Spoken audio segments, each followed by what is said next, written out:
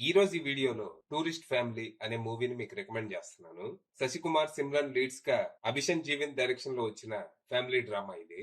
ఈ cinema story ఏంటంటే, శ్రీలంకలో పరిస్థితులు బాలేక అక్కడ బతకడం కష్టం అయిపోవడంతో దాస్ అనే వ్యక్తి తన ఫ్యామిలీని తీసుకొని ఇల్లీగల్ గా ఇండియాలో ఉన్న రామేశ్వరంలోకి ఎంటర్ అవుతాడు. అయితే ఇక్కడికి రాగానే పోలీసులకి దొరికిపోతారు. కానీ వీళ్ళ మంచితనం చూసి సర్లే ఏదో బతుకు తెరువు కోసం వచ్చారని జాలిపడి పోలీసులు వీళ్ళని వదిలేస్తారు. తర్వాత వీళ్ళ రిలేటివ్ సాయంతో చెన్నైకి వచ్చి అక్కడ కొత్తగా జీవితం ప్రారంభిస్తారు. రెఫ్యూజీలు అవటంతో ముందు గుట్టు చప్పుడు కాకుండా తమ బతుకేదో తాము బతుకుదాం అనుకుంటారు. కానీ వీళ్ళ మంచితనం, కలుపుగోలుతనంతో తాముంటున్న ఏరియాలో వాళ్ళందరినీ ఆత్మీయులుగా మార్చేసుకుంటారు. ఇక అంతా బాగుంది అనుకున్న టైంలో ఈ ఫ్యామిలీకి ఒక పెద్ద ప్రాబ్లం వస్తది. మొత్తం ఫ్యామిలీయే చిన్న భిన్నం అయ్యే పరిస్థితి. మరి ఈ పరిస్థితుల్లో మన దాసి ఏం చేశాడు? అసలు ఆ ఫ్యామిలీకి వచ్చిన ప్రాబ్లం ఏంటి? దానికి సొల్యూషన్ ఏంటి? చివరికి ఈ ప్రాబ్లమ్స్ నుంచి వీళ్ళు ఎలా బయటపడ్డారు? ఈ ప్రాసెస్ లో వీళ్ళకి సహాయపడింది ఎవరు అనేది మీరు సినిమా చూసి తెలుసుకోవాలి. ఇందులో కథా కథనాలు సింపుల్ గానే ఉన్నా beautiful, hilarious and heart warming moments తో సినిమా అలా అలా సాగిపోద్ది. ఫుల్ గా ఏడిపిస్తూ అంతలోనే నవ్విస్తూ నా ఎమోషన్స్ తో ఒక ఆట ఆడుకున్నారు. ఏడుపు అంటే బాధ కాదు, ఆనంద బాష్పాల టైప్ అన్నమాట. పక్కనోడు ఎలాంటి వాడైనా మనం మంచిగా ఉంటే పోయేదేం లేదని ఈ సినిమా ద్వారా చెప్పే ప్రయత్నం చేశారు. ఇదొకటే కాదు, ఇంకా ఈ సినిమాలో చాలా విషయాలు డిస్కస్ చేస్తారు.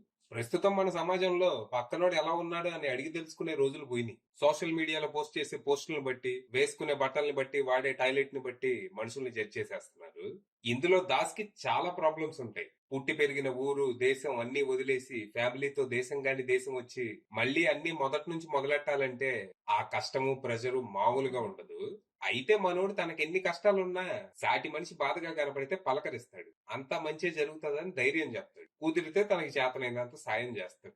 అటు ఇటుగా సీతమ్మ వాకిట్లో సిరిమల్లి చెట్టులో రేలంగి మామయ్య టైపు. ఇక మనోడు బయట ఎలా ఉంటే ఇంట్లో ఎలా ఉంటాడు? తన ఫ్యామిలీకి ఒక మంచి లైఫ్ ఇవ్వాలని తను పడే తపన, వేదన అంతా ఇంత కాదు. బేసిక్ గా ఇదే సినిమా. దీన్ని చాలా హిల్లేరియస్ గా మనసుకు హత్తుకునే విధంగా తెరకెక్కించారు. భార్యాభర్తల మధ్య వచ్చే సీన్స్ గానీ, తండ్రి కొడుకుల మధ్య వచ్చే సీన్స్ గానీ చాలా అర్థవంతంగా ఉంటూ ఆలోచింపజేస్తాయి.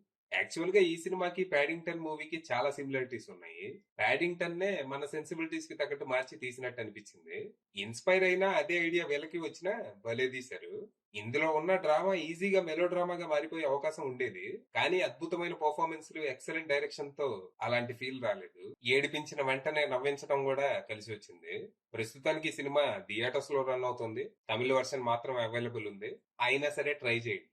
అది విషయం.